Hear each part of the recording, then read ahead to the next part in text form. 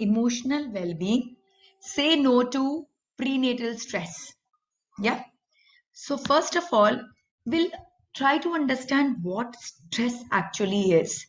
We keep listening about stress. अभी कुछ भी पूछो तो सबको कहते हैं स्ट्रेस मैनेजमेंट कराओ, बहुत स्ट्रेस हो रहा है. बट स्ट्रेस एक्चुअली क्या है? How do we understand that we are actually undergoing stress? So basically, anything that moves you from your state of bliss is stress. कुछ भी जो आपको अपने ब्लिसफुल स्टेट से दूर करता है वो स्ट्रेस है. Because bliss is your real nature. वो आपका जो रियल स्वरूप है वो सत्यचित आनंद का स्वरूप है. जो हमारी सोल है वो सोल का जो रियल बिहेवियर है वो ब्लिसफुल बिहेवियर है, सत्यचित आनंद है. वो सत्यचित आनंद स्वरूप में है हमारी आत्मा. और जब जब हम इस स्टेट ऑफ ब्लिस से उसको मूव कराते हैं by thinking anything negative, be it anger, be it jealousy, be it anxiety, be it whatever, कोई भी चीज जो हमको हमारे ब्लिसफुल स्टेट से दूर करती है वो स्ट्रेस है. Now, there is a beautiful relationship between stress and performance. Because कई बार लोग कहते हैं कि काम करने से स्ट्रेस होता है. So the best thing is हम कुछ ही ना करें. Let's not do anything. तो जब हम कुछ नहीं करेंगे तो स्ट्रेस भी नहीं होगा, तो प्रॉब्लम भी नहीं होगी. But it does not go that way. When we are not doing anything, जब हमारे कोई गोल्स नहीं है, जब हमारी कोई एजेंडा नहीं है, जब हमारे सामने कोई टारगेट्स नहीं है, तो फिर क्या होता है? हमारे पर प्रेशर बहुत कम होता है, और प्रेशर भी कम होता है और परफॉर्मेंस भी कम होता है. So you can see in this bell curve, pressure is also low and performance is also low. We don't have any goals, we don't have any agenda. Morning में उठ रहे हैं, पता ही नहीं हमें करना क्या है. What is the target of the day? What we want to achieve in life? Nothing, nothing, nothing. We are just living as we want to, like no agenda. What happens then? हमने अपने last session mental wellbeing में discuss किया था कि हमारा जो subconscious mind है, the nature of a subconscious mind by itself is negative. If anchored to nothing, it will resort to negative thoughts, negative emotions, negative feelings. It actually follows the law of nature. Nature में क्या होता है कि हम एक जमीन को जब छोड़ देते हैं, उसका केयर नहीं करते, उसकी न्यूट्रिशन का, उसमें जो बीज डालना है उसका, when we don't care about it, तो क्या होता है? सारे वीड्स ग्रो हो जाते हैं. राइट? सिमिलरली हमारे माइंड में भी जब हमारा माइंड कोई चीज के साथ एंकर्ड नहीं होता है, कनेक्टेड नहीं होता, उसके पास कोई गोल्स, कोई टारगेट्स कुछ नहीं होते, तो वो क्या होता है? It resorts to negativity. It starts thinking all negative stuff.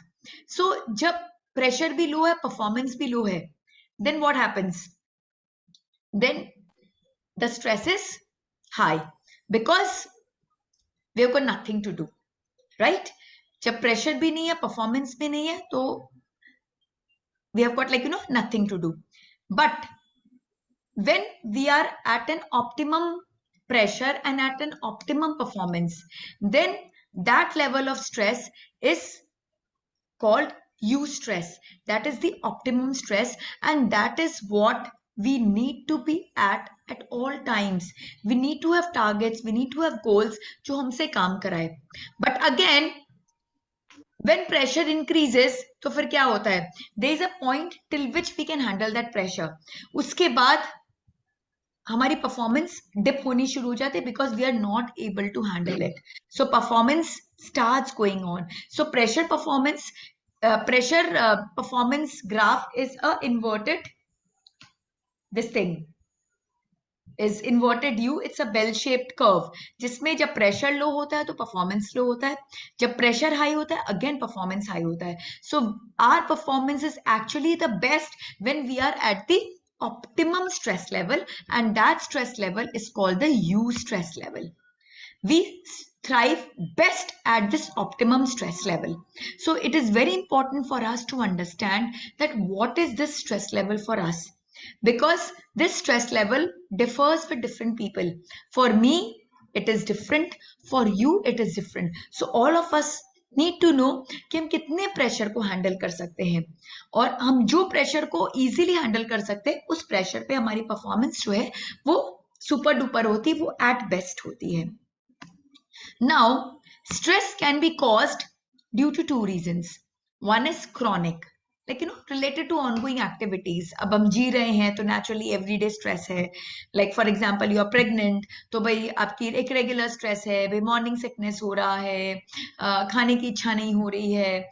फिर अब जब आपके बच्चे होंगे तो फिर एक अलग level of stress आ जाएगा, भाई उनको timely feed करना है, उनकी health का ध्यान देना है. फिर और बड़े होंगे तो स्कूल की उनकी पढ़ाई करानी है, घर का ध्यान देना है, blah blah blah blah blah. So there is a certain stress associated to whatever we are doing. लेकिन हमारी ongoing activities के साथ connected है. So that is a chronic stress. And then there is an acute stress which arises due to sudden development in one's life or environment. कि भाई किसी की accident हो गई, सडन कोई बीमारी आ गई, फैमिली में डेथ हो गया. Like these are certain things which happens like suddenly, and that creates a huge amount of stress. So chronic stress is something we just need to learn to deal with, and it should not actually act like stress. अगर हमारी day to day activities हमें stress दे रही है, that means there is something serious we need to do about it. हमें उसके बारे में कुछ तो seriously करना होगा. We need to handle it really really well. And yes, in today's session, we are going to learn a lot of ways which will help us to handle acute stress as well. Now, as I shared, stress threshold is the maximum level of stress, like, which a person can take. Like, for example, like A can take lower stress, B can take a higher level of stress. So each person can handle stress differently and at different levels. So all of us need to understand कि हम कितना handle कर सकते हैं और हमें अपनी life को उसी के हिसाब से रेगुलेट करना बहुत जरूरी है. Certain people have mastered over it, so they can really thrive very good under a lot of pressure. There are certain people who have not, so they can't thrive well under pressure. So we need to understand the level of pressure we can perform properly, और उसके हिसाब से हमें अपने life को adjust करना बहुत जरूरी है, especially when you are pregnant. What is prenatal maternal stress? Prenatal maternal stress is when the expectant mother experiences any stress, it gets transferred from the mother to the fetus through placenta. जैसे ही एक pregnant mother stress लेती है, immediate उनके body से cortisol hormones secrete होते हैं, और ये कॉर्टिसोल, ये स्ट्रेस हार्मोन्स प्लेसेंटा के थ्रू इमीडिएटली बेबी तक, फीटस तक पहुंच जाते हैं, and the fetus also starts experiencing the same stress that the mother is experiencing, and it has got a very strong consequences. Stress in pregnancy is a very serious matter because जैसे stress baby को जाता है, it disturbs all its functioning. And when this prenatal maternal stress is most powerful, first 2 trimester are very, very sensitive to prenatal stress. Around week 10, the embryo becomes a fetus and the brain starts producing almost 2.5 lakh neuron every minute, and this process is called neurogenesis. So जैसी mother stress लेती है, neurogenesis बहुत strongly hampered हो जाता है. Don't think कि सिर्फ 10th week में ही न्यूरोजेनेसिस हो रहा है. Neurogenesis is happening throughout your pregnancy. Of course it peaks at the 10th week, सबसे ज्यादा 10th वीक में हो रहा है, बट थ्रू आउट हो रहा है. तो throughout your pregnancy whenever the mothers take stress, जो ब्रेन डेवलपमेंट है, न्यूरॉन डेवलपमेंट है, वो सीवियरली अफेक्टेड हो जाता है, और बेबी की ब्रेन ग्रोथ जो है वो स्लो डाउन हो जाती है. तो कोई मदर अगर कांस्टेंट स्ट्रेस में रह रही है ड्यूरिंग हर pregnancy, then what happens? The brain development of the child really slows down. Then during week 24 to 30, the nerve cell connections or synapses are formed, which is called synaptogenesis, which establishes connections between neuron. हमारी brain में neuron है, वो neuron एक दूसरे से connect होते हैं through synapses, and these are the synapses through which messages are being transferred through the neurons. We discussed all these things in our session on mental well-being last time. कि कैसे synapse create होते हैं, synapse कैसे traverse किए जाते हैं, how we use these synapses, all these things we have already discussed in our previous session. So synapses are created maximum during week 24 to week 30. अगर इस पीरियड में भी अगर मदर बहुत स्ट्रेस ले रही है तो उनका साइनैप्टोजेनेसिस बहुत सीरियसली हैम्पर्ड हो जाता है. Now again as I said, synaptogenesis does not only happen between week 24 to 30, it is happening throughout your pregnancy. So of course it peaks at 24 to 30 week के बीच में. so इस टाइम में अगर आप लोगे तो बहुत सीवियरली अफेक्टेड होगा. But through out the pregnancy भी अगर आप कोई भी फॉर्म ऑफ स्ट्रेस ले रहे हो then it creates severe problem. It creates severe problem. So we need to be very careful throughout the pregnancy, but extra careful during week 10 and during week 24 to week 30, because इस समय हमारा brain development peak पर होता है. Exposure to stress during these critical periods as well as throughout the period of pregnancy will influence the physical, cognitive and behavioral growth of the fetus. These are all scientifically proven. These are all scientifically proven कि वो कितना strongly hampered हो जाता है. Now what is the effect of stress on fetus? It can lead to obstetric diseases leading to premature delivery, low birth weight, delayed physical development. I have cases in our in group and I keep counseling mothers. अभी थोड़े दिन पहले की बात है. There was a mother who had called me. The growth of a baby is very slow. The milestones are not being met properly. जो first year में जो growth होना चाहिए, कितने महीने पे neck control आनी चाहिए, कितने months में बैठना चाहिए baby को, चलना शुरू करना चाहिए, all the milestones of a baby is going very slow. काफी delayed growth है.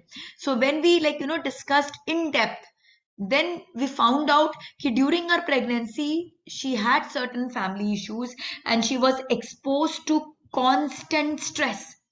वो constant stress में जी रही थी, and because she was living in constant stress, this entire stress was passed through the placenta into the fetus. और वो baby ने सारे स्ट्रेस को एब्जॉर्ब किया, जिसके कारण बेबी की ब्रेन डेवलपमेंट जो बहुत स्लो हो गई. And because of that there is delayed milestone in the baby. There was another baby जिसके कुछ स्किन डिजीजेस के साथ वो बच्चा बॉर्न हुआ था.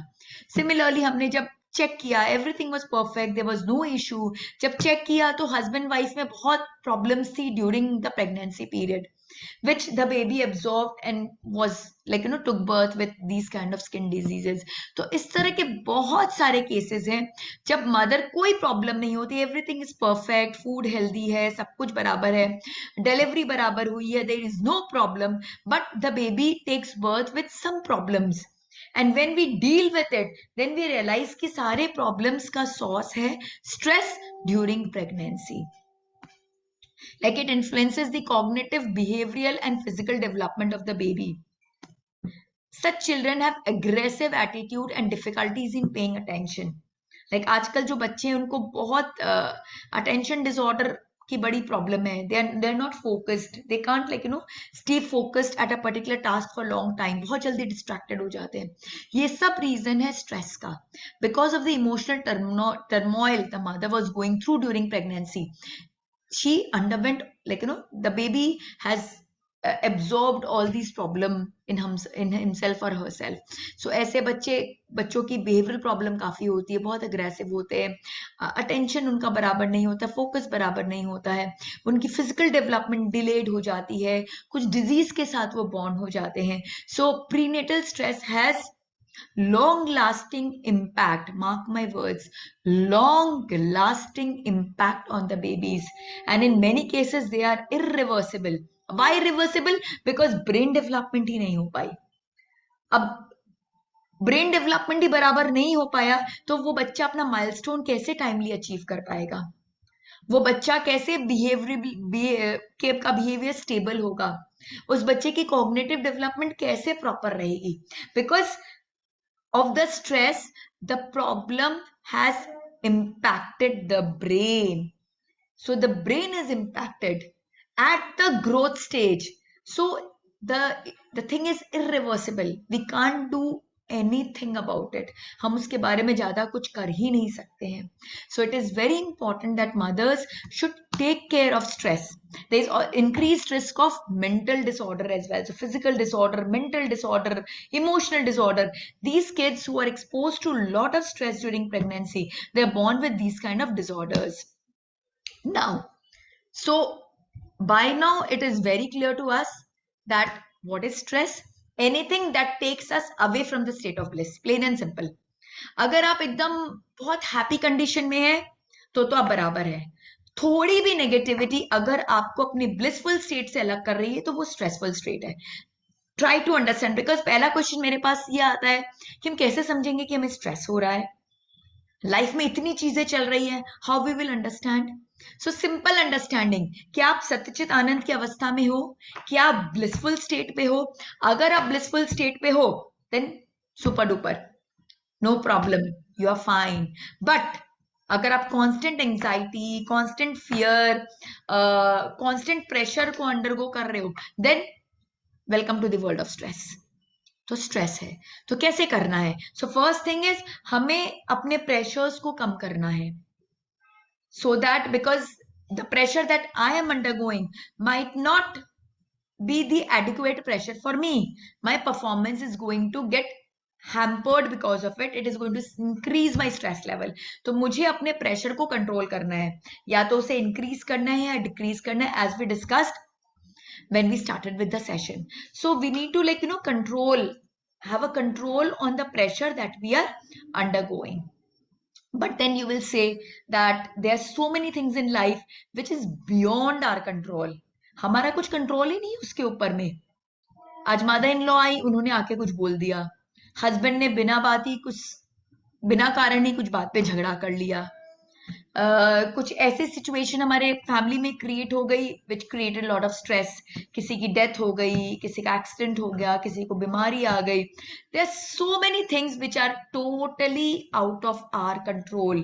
तो क्या करें? हम ऐसे बैठ जाए हाथ पे हाथ रख के एंड जस्ट सिट बैक कि भाई हम क्या करें.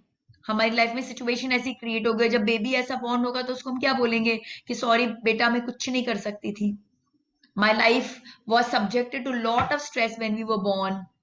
So that's why you have got so many behavioral issues. That's why you're not that intelligent. That's why your performance levels are like poor compared to others. Shall I going to say like this to my baby?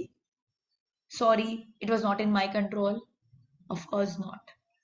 Of course not. Everything in life is in our control if we really want to. माँ सीता को आप सब जानते हैं. जब वो pregnant थी तो क्या हुआ था? उन्हें वनवास में जाना पड़ा था. उन्होंने अपनी पूरी प्रेगनेंसी विश्वामित्र जी के आश्रम में बिताई. और किसको बर्थ दिया? लवकुश को बर्थ दिया. ऐसे महान 2 बच्चों को बर्थ दिया जिन्होंने अश्वमेध यज्ञ के घोड़े को भी कंट्रोल कर लिया. दे वर सो पावरफुल, दे वर सो, क्या बोलते हैं ना, साहसी थे, वीर थे, तेजस्वी थे. तो क्या किया था माँ सीता ने? विश्वामित्र जी के आश्रम में जाके रोती रही कि भाई पहले तो मुझे 14 साल का वनवास हो गया, फिर तो मैं अपने राजमहल वापस आई, फिर वापस आई तो फिर पता नहीं किसने क्या कंप्लेन कर दी मेरी, और वो कंप्लेन सुनकर मेरे हस्बैंड ने मुझे घर निकाला कर दिया, ब्ला ब्ला ब्ला ब्ला ब्ला. Did she do this? Of course not. She took charge. She said कि भाई मेरे जो बच्चे हैं वो मर्यादा पुरुषोत्तम राम जी के बच्चे हैं और वो उनसे एक लेवल भी कम नहीं हो सकते. They have to match his powers, and she kept on working on it. Similar was the case of माँ शकुंतला. माँ शकुंतला जो राजा अशोक की माँ है. अशोक कौन? सॉरी, राजा भरत की माँ है. शकुंतला राजा भरत की माँ है. और भरत कौन है? भरत है जिनके नाम से हमारा देश है, भारतवर्ष. सो माँ शकुंतला उनकी माँ है. और माँ शकुंतला की प्रेगनेंसी में क्या हुआ था? उनके हस्बैंड राजा दुष्यंत उनको भूल चुके थे. वो एक जंगल में थी और उनके हस्बैंड को याद ही नहीं था कि वो उनकी वाइफ है.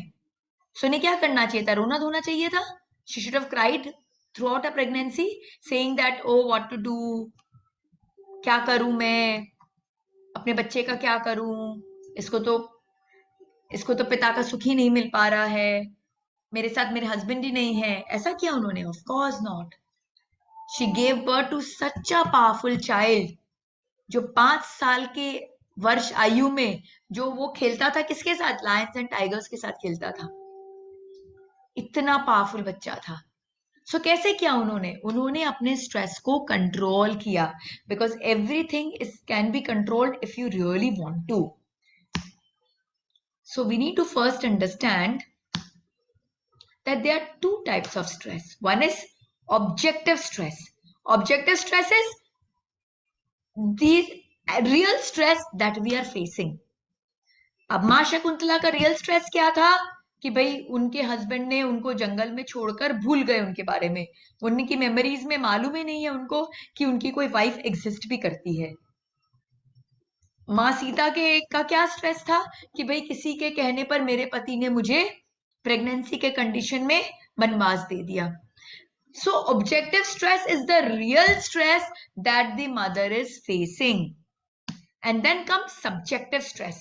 Subjective stress refers to the reaction of the mother towards the objective stress. The stress that the mother is internalizing into herself. बाहर में बहुत स्ट्रेस है. अब वो स्ट्रेस को, उस stress that is called objective stress, उस स्ट्रेस से बच्चे को कोई लेना देना नहीं है. मां सीता वाल्मीकि जी के आश्रम में थी, लव कुश को वूम के अंदर उससे कोई लेना देना नहीं था. मां शकुंतला के हस्बैंड राजा दुष्यंत उन्हें भूल चुके थे. इस स्ट्रेस से भरत जी को कुछ लेना देना नहीं था. That nothing to do with it. What they were related to, they were only related to the stress that their mother were taking inside.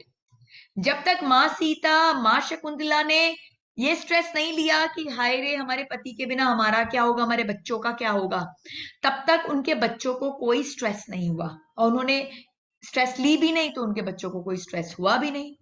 लेकिन जिस मोमेंट मदर वो एनवायरमेंट से स्ट्रेस एब्जॉर्ब करके अपने अंदर इंटरनलाइज करती है, उस मोमेंट वो स्ट्रेस प्लेसेंटा से फीटस तक ट्रांसफर्ड हो जाता है and the child starts experiencing stress.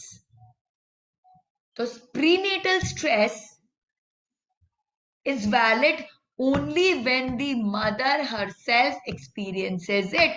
Please mark my words. This is the crux of today's session and the crux of your pregnancy journey. Every day you will be exposed to innumerable stress. चलता रहेगा. कभी husband कुछ बोल देंगे, कभी mother in law कुछ बोल देंगी, कभी ऑफिस में कुछ हो जाएगा, कभी बॉस कुछ बोलेगा. It will continue to go on. It is endless. ऐसा नहीं है कि ओहो आप प्रेग्नेंट हो तो हम कुछ नहीं बोलेंगे. People try to ensure that, but होता नहीं है. The world behaves the way they have to. They try to regulate themselves, but only to a small extent. ज़्यादा कुछ नहीं हो पाता. People just behave the way they are. Right? So अब now you will say कि अब मैं क्या करूं, रोज मेरे बॉस इतना प्रेशर क्रिएट करते हैं, मेरे हस्बैंड ऐसा करते हैं, मेरे मदर इन लॉ ऐसा करती है, घर में इतना काम है, ऑफिस में इतना काम है, what should I do? No, don't do anything. Just don't internalise it. जो स्ट्रेस है उसे बाहर ही में रहने दो. हस्बैंड जो बोल रहे हैं बाहर में रहने दो, मदर इन लॉ जो बोल रही बाहर में रहने दो, बॉस जो बोल रहा है बाहर में रहने दो. Don't let it sink in. Don't let it sink in.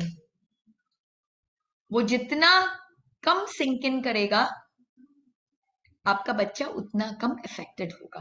Plane and simple. So objective stress has got nothing to do with your baby. Your baby only deals with subjective stress and subjective stress is totally in your control. Objective stress is not in your control because it's in the environment. वो situation है, किसी ने कुछ बोल दिया, कुछ ऐसी घटना घट गई, आप क्या करोगे? You can't do anything about it. And the baby has got nothing to do with it as well. It's only when you absorb that stress inside you, the baby absorbs the stress. Right? So now on, you need to understand कि भाई क्या हो रहा है आपके अंदर. Stress तो है, बाहर में चल रहा है, बट आप उस स्ट्रेस को कैसे डील कर रहे हो। तो दो सिनेरियो अराइज होती है, एक है low objective but high subjective stress. बहुत सारी वुमेन ऐसी हैं, I keep dealing with them. कुछ भी नहीं है, बहुत छोटी सी बातचीत है, नथिंग, बट वो उसे बहुत बड़ा करके ले लेती है, और भी ज्यादा प्रेगनेंसी में विद दिस थॉट कि अरे मैं तो प्रेग्नेंट हूं, मेरा तो केयर करना चाहिए, बट ये केयर करने की जगह मुझे ऐसा बोल रहे हैं। ये सोच के वो अपने स्ट्रेस लेवल को और ज्यादा बड़ा कर लेती है कि I am not being looked upon well, people are not caring for me well, और इस चक्कर में वो अपना बेबी का केयर करना बंद कर देती है। अभी it happened in our group only. One of the mothers, she had a history of low BP. Her first baby was premature birth, because BP बहुत लो हो गई थी, and the doctor had to do a C-section in the 7th month itself. And with that she faced lot of hardship, बहुत problem face करना पड़ा था, baby को 2-3 महीने ICU में रहना पड़ा था, प्लस उसके ग्रोथ पैटर्न्स जो थे उसको भी हैंडल करने में बहुत बहुत मेहनत लगी थी. Of course she was successful, but then the hardship was too high, the anxiety was very high. So she was decided कि सेकेंड प्रेगनेंसी में मैं ऐसा होने नहीं दूंगी. And she actually took good care, she was not eating salt at all, and she did what the best could be done. But one day what happened, she just had a small tiff with some of her staff. यही problem first pregnancy में भी हुई थी. She had a small tiff, and she got so worked out कि वो पूरा stress उसने absorb कर लिया, वो प्लेसेंटा से बेबी पे चला गया, तुरंत बीपी डाउन हो गई, इमीडिएट हॉस्पिटलाइजेशन हुआ, एंड से next 2 to 3 days she had to deliver the baby. Same scenario got repeated.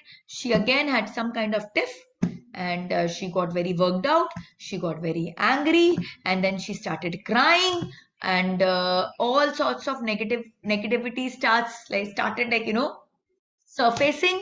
और फिर से बीपी की प्रॉब्लम हो गई उसे. It really shot up, and then she was hospitalized, and again she had to deliver her baby in the 7th month itself. So was that tiff with the staff that worthy? She could have kept it away कि भाई मुझे अभी नहीं deal करना है इसके साथ, I don't want to discuss it any more, अभी मुझे नहीं करना, मैं जो करूंगी 4 महीने बाद करूंगी, I don't want to discuss it right away. Like, just she could have drawn a line somewhere, but she couldn't do it. She just went head on, and then all these things happened. So low objective but high subjective stress, and then high objective but low subjective stress. Like the second scenario is high objective but low subjective stress. We had another woman in the group. She had a very serious issue in her 7th month of pregnancy. very serious issue. वो उनके factory में कुछ fire लग गई, और warrants issue हो गए उनके फैमिली मेंबर्स के ऊपर, and it was something very serious. But then she knew that I have no role to play in this whole thing. In fact अगर वो इन्वॉल्व होगी तो और गड़बड़ी होगा, and she will add further stress to the family and to herself.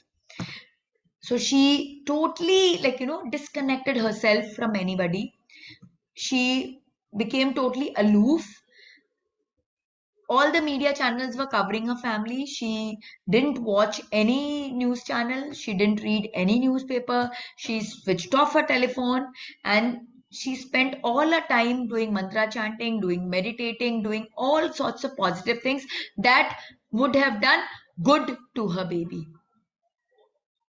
And it was so amazing that she could really handle her pregnancy really well. 2 महीना पूरे आराम से उसके निकल गए, एंड 9th month में at the right time she delivered a baby. Her doctor was so happy with her. She was like, whatever you're doing, you keep doing, it's really working in my favor. So her case was high objective but low subjective stress. बहुत environment में stress था, but she decided कि no, I'm not going to let myself get affected of it, and she didn't let herself get affected. तो उसके कारण क्या हुआ? Her baby also didn't get affected. So stress हमारे control में नहीं है. स्ट्रेस एनवायरमेंट में आएगा, it is totally out of our control. But वो स्ट्रेस हमको कैसे इफेक्ट करता है, हम उसको कैसे एब्जॉर्ब करते हैं, वो टोटली हमारे कंट्रोल में है. That is subjective, and this subjective stress is actually what affects the baby. So when I'm talking about not taking stress, I'm talking about not internalizing the stress within you. Objective stress को subjective नहीं बनाना है under any circumstances, because we do not control the events. E plus R is equal to O. E is the event and O is the outcome. In both the scenarios, what was the event? There was some level of stress. कहीं पे थोड़ा कम, कहीं पे थोड़ा ज्यादा. But outcome क्या हुआ? एक की प्रीमेच्योर डिलीवरी हुई और एक का सब बराबर रहा. क्यों? क्योंकि रिस्पॉन्स डिफरेंट था. In the first scenario, the response was of internalizing the stress and हाय तौबा मचाना, and सारी प्रॉब्लम्स हो गई. In the second scenario, the response was keeping the stress away totally and taking the right steps to keep it away. So उससे क्या हुआ? The outcome was good. So event में तो stress आना ही आना है. I can't guarantee कि भाई मैंने आज ये session ले लिया है और कुछ मैं आपके लाइफ में कुछ मैजिक कर रही हूँ and because of that magic no stress will happen in your life. No, it is not possible. Stress तो आएगा ही. हम जब तक जिंदा हैं, जब तक इस एनवायरनमेंट में रह रहे हैं, फैमिली एनवायरनमेंट में, स्ट्रेस तो आना ही है. कभी किसी का, कभी किसी का, कभी स्मॉल वे में, कभी बिग वे में. The forms of stress can vary, but stress will be there. We can't we just can't, like, shut stress away from our life. But yes, what we can do is the response towards that stress. कि हम उसको ignore कर दें, उसको side में कर दें, उसे बोले कि भाई I don't want to deal with you right now. I'll deal with you at the right time when I feel appropriate. Should we do that, or should we just bump into it, like, head on, start, like, negotiating with it? वो choice हमारा है. And जो choice हम लेंगे, outcome हमें वैसा ही मिलेगा. Plain and simple. So taking stress is totally your choice, because event plus response is equal to outcome. Event is similar for everyone, but outcome is different for different individuals. Why? Because each one's response is different. So how to increase emotional well-being? हम क्या करें जिससे हम अपने objective stress को subjective में convert नहीं होने दें? So there are some golden rules that I'll discuss with you.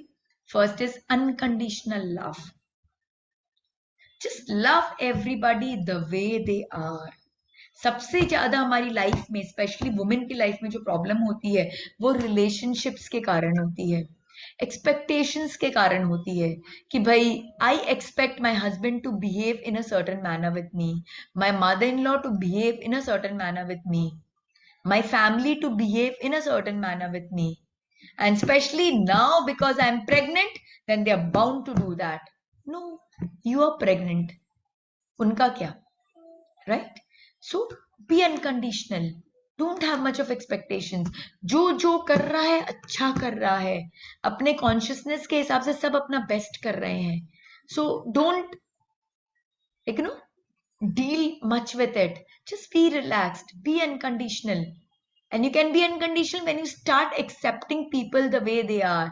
आपको पता है आपकी मदर इन लॉ ऐसी ही है, दिल की बहुत अच्छी है, बट बोलने में बोल देती हैं, कुछ एक दो शब्द उनके कड़वे हो जाते हैं. आपके हस्बैंड ऐसे ही हैं, जब वर्कड आउट होते हैं तो उनको समझ नहीं आता कि कब वो आउट ऑफ फ्रस्ट्रेशन, उनका फ्रस्ट्रेशन एंगर में कन्वर्ट हो जा रहा है, ऑफिस का फ्रस्ट्रेशन घर में आके आप पर निकल रहा है. Just accept them the way they are. Just ignore. Be relaxed. See, one thing you need to understand, during your pregnancy, nobody is more important than the baby inside you. Because वो 9 months baby के लिए बहुत critical है और उस 9 month के हिसाब से उसका पूरा जीवन सेट होना है. So a little mistake from you can spoil his or her life forever. So nothing in life कुछ could do anything that disturbs your and your baby's bliss.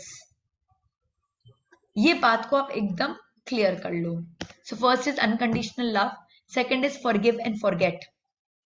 कुछ भी हो रहा है लाइफ में, जस्ट फॉरगिव एंड फॉरगिव के साथ में फॉरगेट. भूल जाओ. Give forgiveness and seek forgiveness. आपसे भी कुछ गलती हो रही है तो मन में बोझ मत रखो, तुरंत सॉरी बोल दो कि भाई मुझसे गलती हो गई. फिजिकली सॉरी बोल दो या फिर just meditate and in your meditation just release those karmas. Because जितने कम कर्मास आप कलेक्ट करोगे वो कार्मिक बैगेज आपके बेबी को भी कम से कम इफेक्ट करेगा. That's why I tell everyone that before sleeping in the night do forgiveness exercise. कि आज दिन भर में जाने अनजाने में आपसे अगर कुछ भी गलती हुई हो, किसी का मन दुखा हो, कोई तकलीफ हुई हो, then seek forgiveness. And similarly जाने अनजाने में, कॉन्शियसली अनकॉन्शियसली, अगर किसी ने आपको हर्ट कर दिया हो, then give forgiveness, plain and simple, and balance the score. सोने के पहले अपने कार्मिक बैगेज को क्लोज करके सो, बैलेंस आउट करके सो. Don't carry it forward. जितना आप कैरी फॉरवर्ड करोगे उतना ग्रजेस होल्ड करोगे, जितना ग्रजेस होल्ड करोगे उतना स्ट्रेस लेवल बढ़ेगा, उतना आपका बेबी अफेक्टेड होगा. Attitude of gratitude, that's the best attitude that one can have. कोई कुछ भी कर रहा है वो आपके लिए बाय द वे नहीं कर रहा है, आउट ऑफ द वे जाके कर रहा है. Just try to understand that. Nobody does by the way, everybody does out of the way. तो कोई कुछ भी कर रहा है, have a feeling of gratitude towards that person. जितना ग्रैटिट्यूड का फीलिंग रखोगे ना, आपका ब्लिसफुल स्टेट उतना हाई होगा और उतना आप पॉजिटिव एनर्जीज को एमिट करोगे और एनवायरमेंट से पॉजिटिव एनर्जीज को एब्सॉर्ब करोगे. So attitude of gratitude is very very important. Then garbh samvad. What is garbh samvad? Talking to your baby in the womb. Every day, mandatorily, you should talk to your baby. And you can talk to your baby about anything. Anything. You can talk to your baby about the different family members. कौन है, कैसे हैं, किसकी क्या strength है, आपको कितना प्यार करते हैं. You can talk to the baby about the different things going on in the world. You can talk to the baby about your own experiences. आप जितना अपनी बेबी से बात करोगे उतनी बॉन्डिंग आपकी और आपके बेबी की गहरी स्टैब्लिश होती जाएगी, उतना स्ट्रॉन्ग बॉन्ड क्रिएट होता जाएगा. और जितना स्ट्रॉन्ग बॉन्ड क्रिएट होगा वो बेबी आपके बातों से उतना जल्दी, उतना ज्यादा अफेक्टेड होगा. एंड सपोज कभी कोई स्ट्रेसफुल सिचुएशन लाइफ में आती है, just tell your baby that like baby this thing has happened, like that lady did, कि भाई हमारी फैक्ट्री में आग लग गई है, बहुत प्रॉब्लम्स हो गए हैं, बहुत सारी चीजें हो रही हैं, but you don't worry, it is totally in control and we are getting out of it. So don't worry at all. With a blissful state, because baby does not understand words, the baby understands the emotion. तो अगर आप blissful emotion के साथ सब communicate कर रहे हो तो बेबी उसको ब्लिस के साथ एब्जॉर्ब करेगा. और अगर आप स्ट्रेसफुल इमोशन के साथ कम्युनिकेट कर रहे हो तो बेबी स्ट्रेस को एब्जॉर्ब करेगा. बिकॉज बेबी वर्ड को नहीं एब्जॉर्ब करता है, बेबी वर्ड के पीछे छिपे हुए एनर्जीज को एब्सॉर्ब करता है. So garbh samvad is something very very important that you should do to the baby on a regular basis, because that helps to establish a strong bond between you and your baby. Then listening to Garbha Sanskar music. Music plays a very important role in the brain development. तो जब baby की growth हो रही है वूम में, उस time में अगर हम बहुत हार्श म्यूजिक उसको एक्सपोज करते हैं, रॉक म्यूजिक और बहुत एकदम हार्श, एकदम हार्ट बीट्स वाली म्यूजिक अगर एक्सपोज करते हैं तो बेबी घबरा जाता है वूम में, ऊंची आवाज में बात करते हैं, ऊंचे म्यूजिक से एक्सपोज करते हैं, बहुत स्ट्रॉन्ग बीट से एक्सपोज करते हैं, तो बेबी घबरा जाता है वूम में, उसके ब्रेन डेवलपमेंट जो होती है वो स्लो डाउन हो जाती है।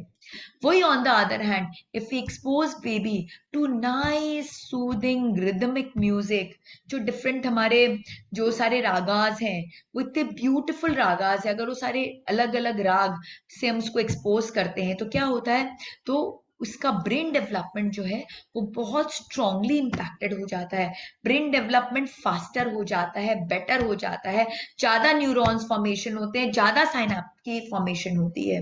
So it is very important that take off some time during the day and listen to these kind of music. Engage in creative activities.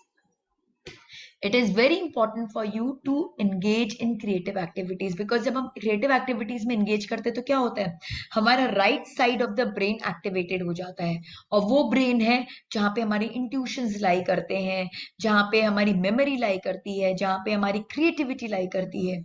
और जब हमारा right brain activated होता है तो वो हमारे बच्चे को भी बहुत strongly impact करता है। So it is very important that we should engage in creative activities during pregnancy, because when we are engaged in creative activities, it is transferring that creativity into the baby as well. Then brain gym. What is brain gym? Brain gym is brain body coordinations. हम जितना brain body coordination करते हैं, हमारा neurogenesis और synaptogenesis, neuron formation and synapse formation हमारा उतना faster और better होता है। What is brain gym? Brain gym is doing movements with your hands coordinated with your brain. You will get, when you go to YouTube, a brain gym for pregnancy, इस तरह से you can type and you'll get very nice videos which are focused on brain gym.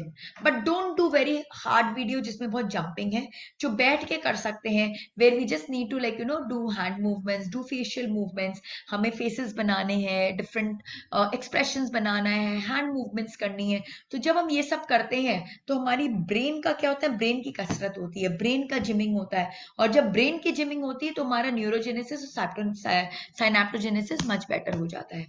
Then pranayam. What is pranayam? Controlling the breath, regulating the breath is pranayam. So pranayam में क्या हो रहा है, प्राणायाम जब हम करते हैं तो हम अपने माइंड को अपने ब्रेथ के साथ कंट्रोल कर सकते हैं। जब आपको गुस्सा आता है तो आपने सोचा है कि आपकी ब्रेथ कैसी हो रही है? जब हमें गुस्सा आता है तो हमारी जो ब्रेथ है वो बहुत कैसी हो जाती है, हैफर्जर्ड हो जाती है, डिसऑर्गेनाइज्ड हो जाती है, बहुत सुपरफिशियल हो जाती है, it is not proper, it is very shallow. और वही जब हम एक ब्लिसफुल स्टेट में रहते हैं तो हमारा कैसा रहता है, जब हम ब्लिसफुल स्टेट में रहते हैं तो हमारा बहुत डीप ब्रेथ रहता है, we take full breath in and we do full breath out. So हमारा ब्रेथ और हमारा माइंड बहुत स्ट्रांगली कोऑर्डिनेटेड है। It is actually two sides of the same coin. It is very very strongly coordinated. So जब mind and breath are two sides of the same coin, जब हमारा mind disturb होता है तो breath बहुत haphazard हो जाती है, और जब mind बहुत stable रहता है, peaceful रहता है, blissful रहता है तो breath बहुत deep रहती है। And it's the same other way around as well.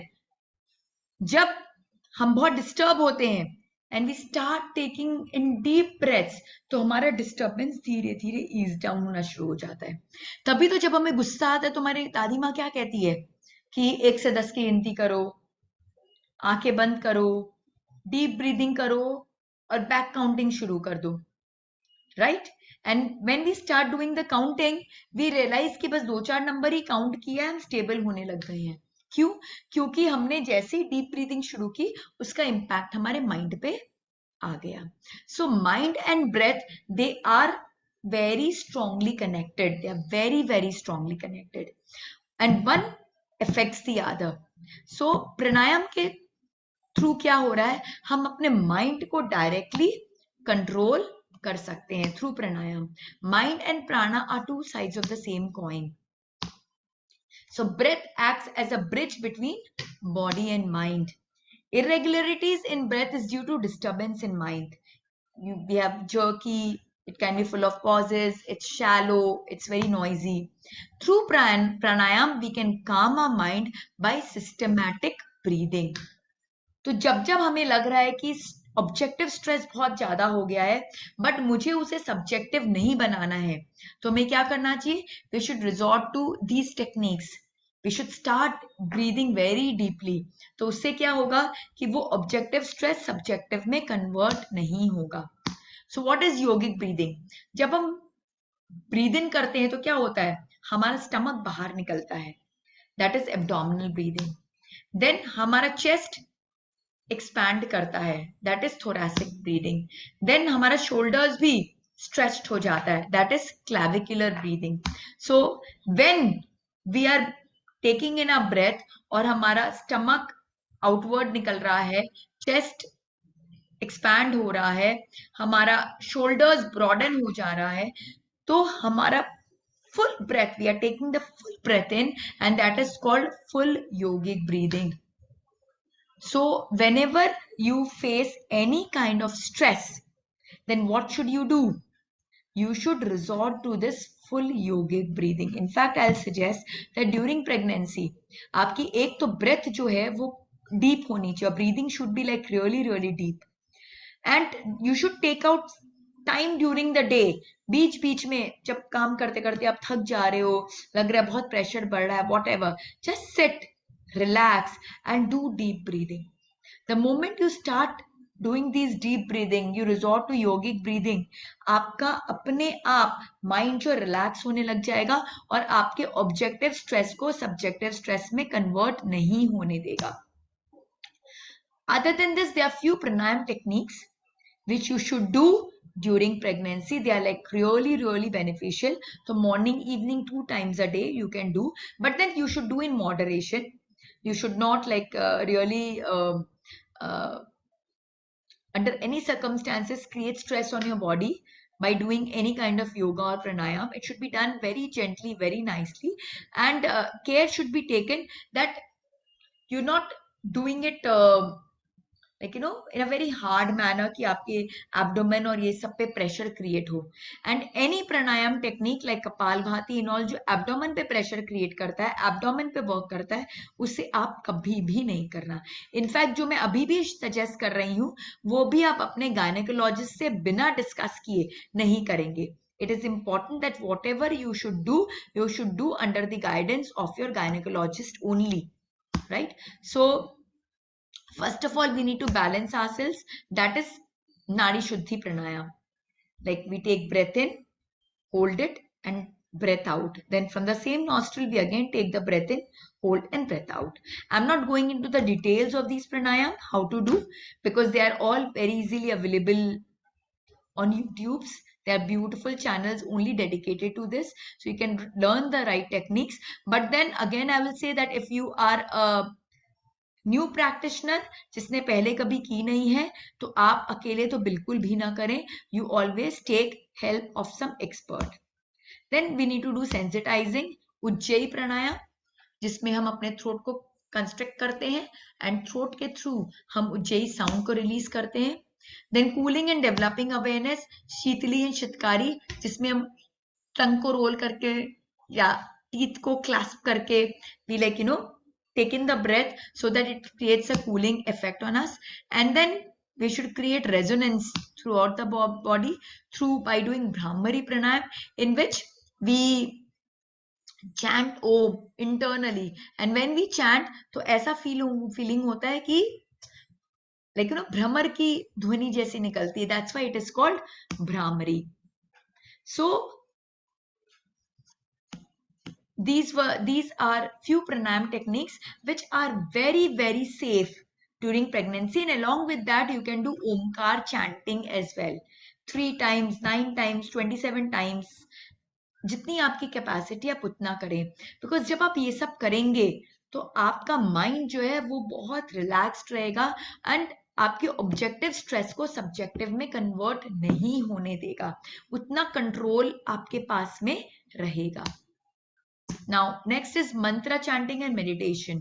What is mantra chanting? Mantra chanting are mantras are celestial sounds which raise your consciousness.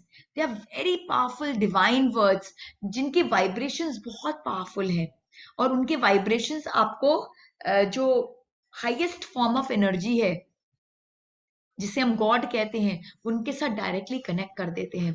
So it is very important that you should do whatever mantras you believe in. It is important for you to chant those mantras. In fact we also keep sharing the mantras with all of you, जो pregnancy के लिए बहुत important है. और जब हमारा next session spiritual wellbeing में होगा तो मैं बहुत डिटेल में मंत्र चैंटिंग के बारे में डिस्कस करूंगी. But mantras a very powerful tool जो आपके माइंड को कंट्रोल कराता है. बिकॉज स्ट्रेस कब होता है? जब हम बहुत ज्यादा बीटा स्टेट में होते हैं तो स्ट्रेस हाई हो जाता है. सो स्ट्रेस कम करने के लिए ऑब्जेक्टिव स्ट्रेस सब्जेक्टिव ना बने, हमें कोशिश करनी है कि बीच बीच में हम अल्फा स्टेट में आ जाए. Beta and alpha state I have discussed in great detail in our last session on mental wellbeing. So all these techniques, be it creative activities, be it garbh sanskar music, be it pranayama, be it mantra chanting, be it meditation, ये सारे activities आपको alpha state में लेके जाते हैं. और जब आपकी सबकॉन्शियस माइंड एक्टिवेटेड होती है, अल्फा स्टेट में होती है, तब आप के पास उतना कंट्रोल होता है कि आप अपने ऑब्जेक्टिव स्ट्रेस को सब्जेक्टिव में न कन्वर्ट होने दें. देन सेवा भाव. हम जितना सेवा भाव रखेंगे हमारे वाइब्रेशंस उतने हाई होते जाएंगे. बिकॉज जब हम निस्वार्थ भाव से सेल्फलेस सर्विस करते हैं, एक सेवा भाव से करते हैं, देन लेकिन आवर वाइब्रेशंस राइज, हमारी वाइब्रेशंस राइज होती है, हमें अल्फा स्टेट में लेके जाती है.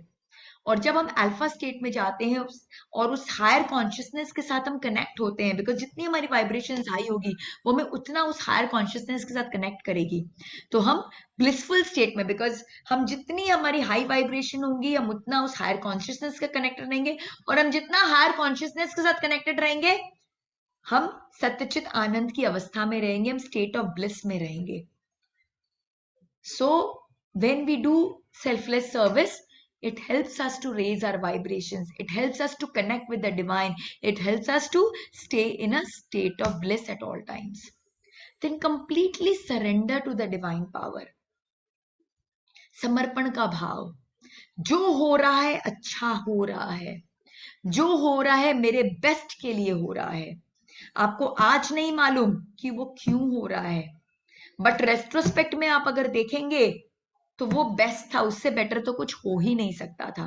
तो आपके लिए जो भी हो रहा है वो बेस्ट के लिए हो रहा है, और करने वाले सब कौन है? वही डिविनिटी है, वही डिवाइन पावर है.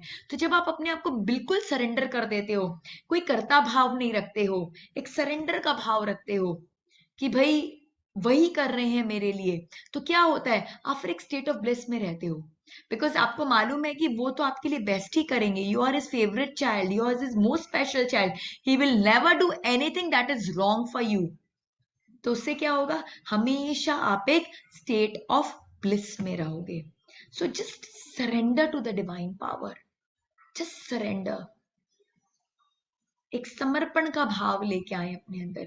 जितना आपके अंदर समर्पण का भाव होगा आपकी ब्लिसफुल स्टेट उतनी हाई होगी. बिकॉज स्ट्रेस कब होता है? जब कर्ता भाव होता है, जब मुझे लगता है कि बस ये मुझे ही करना है, मेरे अलावा और कोई कर नहीं सकता, तब तक प्रॉब्लम है. एक बच्चा क्यों हमेशा हैप्पी रहता है? क्योंकि सरेंडर्ड है वो अपने पेरेंट्स से. उसको मालूम है मेरे पेरेंट मेरे लिए बेस्ट कर रहे हैं, मुझे भूख लग रही है तो खाना दे रहे हैं, मुझे डर लग रहा है तो मेरा ख्याल रख रहे हैं, मेरी हर नीड्स का वो टेक केयर कर रहे हैं, मुझे क्या सोचना. इसलिए वो बच्चा हमेशा स्टेट ऑफ ब्लिस में रहता है. कभी कोई बच्चे को आपने देखा है स्ट्रेस्ड में, स्ट्रेस्ड कंडीशन में? Rarely. A child is always in a state of bliss. Why? Because the child is surrendered towards his parents. So we should also be surrendered towards our parents, the ultimate power, the divine power. When we know कि भाई जो वो करेंगे हमारे लिए best ही करेंगे, तो हमें कभी स्ट्रेस होगा ही नहीं. Will always remain in a state of bliss. And then achieve soul consciousness by स्वाध्याय. Soul consciousness, आत्मबोध. जब तक हम बॉडी कॉन्शियसनेस में रहते हैं, शरीर बोध में रहते हैं, तब तक स्ट्रेस होता है, because body stress he create करती है. पर जैसे ही हम सोल के साथ कनेक्ट हो जाते हैं, the real swaroop of soul is satyachit anand, the state of bliss. तो जब हम सोल कॉन्शियसनेस में होते हैं, जब हम आत्मबोध में होते हैं, जब हम अपने आत्मा के साथ कनेक्टेड रहते हैं, तो क्या होता है, हम हमेशा स्टेट ऑफ ब्लिस में रहते हैं. और हम कैसे अपनी सोल कॉन्शियसनेस को बढ़ा सकते हैं? बाय स्वाध्याय, by reading good scriptures, bye gaining right knowledge. जब हम राइट नॉलेज को गेन करते हैं, जब हम अच्छे स्क्रिप्चर्स को पढ़ते हैं, तो क्या होता है, हमारा जो शरीर बोध है वो कम होता जाता है, हमारी आत्मबोध बढ़ती जाती है. और जितनी आत्मबोध बढ़ती है, जितना सोल कॉन्शियसनेस बढ़ता है, हम उतने ब्लिसफुल स्टेट में आते जाते हैं. So these were some tools for you to ensure that you do not let your objective stress get converted into subjective stress. क्योंकि स्ट्रेस तो आएगा ही एनवायरमेंट में, बट हमारा अभी क्या टारगेट होना चाहिए कि right now the most important thing in my life is my baby in the womb, and under no circumstances I can let any stress affect it. तो सारे स्ट्रेस को, एक है ना, बोलते हैं ना, वो लक्ष्मण रेखा अपने चारों तरफ खींच लीजिए कि कोई भी स्ट्रेस आएगी वो वहां से लौट जाएगी, उसको क्रॉस करने की अनुमति नहीं है. एक कवच धारण कर लीजिए कि everything should get dissipated back in the environment. You should not get affected. And these tools like unconditional love, forgive and forget, attitude of gratitude, Garbh Samvad, Garbh Sanskar music, creative activities, pranayam, mantra chanting, seva bhav, surrender, swadhyay, these will ensure that you are able to achieve it. So achieving bliss through yoga. The 4S principle, seva, unconditional service, selfless service. ये कर्मयोग का सिद्धांत है. ये कर्मयोग का सिद्धांत, कर्मण्येवाधिकारस्तु मा फलेषु कदाचन. कर्म करते जाओ, फल की चिंता ना करो, यानी कि सेल्फलेसली करो. हम जब कर्म की चिंता करते हैं, फल की चिंता करते हैं, तो हम सेल्फिश हो जाते हैं, because we have got some expectations of return. So just do seva. आप जितनी सेवा का भाव आपके अंदर रहेगा, आपका सोल कॉन्शियसनेस उतना हाई होगा. योगा मतलब क्या? योग, कनेक्शन. कनेक्शन किसके साथ? आपकी आत्मा के साथ connection. So these are the ways which helps you to connect to your soul. Sankirtan. Sankirtan is singing in his glory. Bhakti. तो जितना आप भक्ति में रहोगे, आप उनकी ग्लोरी में, गुणगान में रहोगे, भजन कीर्तन करोगे, तो उससे क्या होगा, आप उनकी एनर्जीज के साथ कनेक्टेड रहोगे, उनके वाइब्रेशंस के साथ जुड़े रहोगे. और जब आप उनकी वाइब्रेशंस के साथ जुड़े रहोगे, तो उनकी वाइब्रेशंस कैसी है? ब्लिसफुल है. तो आपके अंदर भी ब्लिस आता रहेगा. This is the path of भक्ति योग. देन स्वाध्याय. स्वाध्याय मीन्स स्वयं का अध्ययन करना, खुद को पहचानना, खुद को जानना. तो मैं कौन हूं? I am not this body, I am this soul. So जब हम स्क्रिप्चर्स पढ़ते हैं, तत्व चर्चा करते हैं, एक लर्नेड पीपल के एनवायरमेंट में रहते हैं जो अच्छी अच्छी बातें करते हैं, तो क्या होता है, हमारा सोल कॉन्शियसनेस बढ़ता है, जो हमारे अंदर ब्लिस लेके आता है. And then sadhana. Sadhana is the path of discipline. This is the path of Rajyoga. जब हम अपने डूज एंड डोंट्स को एकदम क्लियर रखते हैं कि मेरे लाइफ के ये यम है, ये नियम है, these are my dos, these are my don'ts, and have to follow my life in a disciplined manner. मुझे एक डिसिप्लिन्ड अप्रोच के साथ अपने लाइफ को जीना है. जब हम इस तरह से जीते, अपने जीवन को एक बांधते, एक साधना के रूप में लेकर ना, हमारा जीवन जब एक पद्धति में चलता है, तो हमारे अंदर ब्लिस आती है. जब हम बहुत हैफजर्ड जीवन जीते हैं, तो क्या होता है, भाई इसने बुलाया, इसने किया, ये खाना लेके आया, वो भी खा लिए, ये टीवी चैनल चल रहा है, वो भी देख लिए. बट अगर हमारे अंदर डिसिप्लिन है, नहीं मुझे यही सात्विक भोजन करना है, मुझे अगर कुछ देखना है टीवी में तो इस टाइप की चीजें हो तो ही मैं देखूंगी, बुक्स अगर पढ़ना है तो इस तरह की बुक्स ही पढ़ूंगी, लोगों से बातें करनी तो इस तरह की बातें करूंगी, तो उससे क्या होगा, मेरी सेंस ऑर्गन्स पे, इंद्रियों पे मेरा पूरा कंट्रोल आएगा। और जितना मेरे इंद्रियों पे मेरा कंट्रोल आएगा, मेरे सेंस ऑर्गन्स पे मेरा कंट्रोल आएगा, मेरा ब्लिस उतना बढ़ता जाएगा। Because then I will not be connected to the external world. External locus of control खत्म हो जाएगा, इंटरनल लोकस ऑफ कंट्रोल आ जाएगा। I will be driven internally, I will not be driven externally. Till the time you are driven externally, your subjective stress will be very, very, very high, because every moment something or the other will keep on coming to move you from your state of bliss. But when you have an internal locus of control, जब आप internally driven होते हैं, तो क्या होता है, तब आपको आपके ऊपर पूरा कंट्रोल होता है. You know what you want, you know what you don't want, and you are able to take the right decision. जैसे वो लेडी थी, उनसे पता था कि अभी मुझे किसी से बात नहीं करनी, अगर मैं करूंगी तो वो यही सब करेंगे कि अरे क्यों हुआ, कैसा हुआ, अब क्या होगा. मुझे टीवी चैनल नहीं देखना है, बिकॉज वो सारी नेगेटिव न्यूज फैला रहे हैं. वो नेगेटिविटी मेरे अंदर जाएगी तो मुझे डिस्टर्ब करेगी. मुझे क्या करना है, मुझे मंत्र चैंटिंग करनी है, मुझे मेडिटेशन करना है, मुझे प्राणायाम करना है, मुझे पॉजिटिव थिंकिंग रखनी है, so that I can raise my vibrations and take care of my baby. So we need to have that disciplined approach. So we need to achieve bliss by following this 4S principle: Seva, Sankirtan, Swadhyay and Sadhana. And we need to make our day really blissful. So morning का समय क्या चीज के लिए होना चाहिए? Morning का समय होना चाहिए देव कर्म के लिए.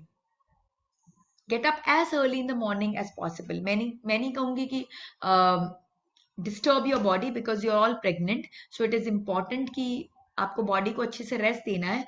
But still try to sleep early in the night so that you can get up early in the morning. जितना जल्दी आप उठे उतना अच्छा. और ये जो मॉर्निंग का टाइम है वो देव कर्म के लिए है, खुद के लिए है, अपने सोल कॉन्शियसनेस को रेज करने के लिए, अपने वाइब्रेशंस को रेज करने के लिए. तो ये समय आप यूज कीजिए योग के लिए, प्राणायाम के लिए, मंत्र चैंटिंग के लिए, मेडिटेशंस के लिए. Do all good work here. दिन का समय है सांसारिक कर्म का समय. Discharge all your worldly responsibilities during this time. And then रात का समय शांति कर्म का. पूरे दिन में जो भी हुआ, बहुत सारे ट्रांजैक्शंस हुए, बहुत सारे कार्मिक ट्रांजैक्शन हुए दिन भर में. किसी ने आपका दिल दुखाया, कहीं आपने किसी का दिल दुखाया. सो रात का समय है कि आप फॉरगिवनेस एक्सरसाइज करें और रिलीज करें अपने सारे दिन भर के कर्मास को. आपकी फैमिली आपके लिए सबसे इंपॉर्टेंट है, उनके साथ टाइम स्पेंड करें. आजकल क्या होता है, रात का समय लोग सिर्फ अपने फेसबुक अपडेट्स में लगे रहते हैं, दूसरों के फेसबुक अपडेट्स, इंस्टा अपडेट्स देखने में लगे रहते हैं, व्हाट्सएप वगैरह को क्या क्या आया, जो मिस हो गया दिन भर में, वो सब देखने में लग जाते हैं. Don't do all these things. Spend time with your family. जितना आप अपनी फैमिली के साथ टाइम स्पेंड करोगे उतना आपका स्टेट ऑफ ब्लिस बढ़ेगा, बिकॉज उतना आपका शांति कर्म बढ़ेगा.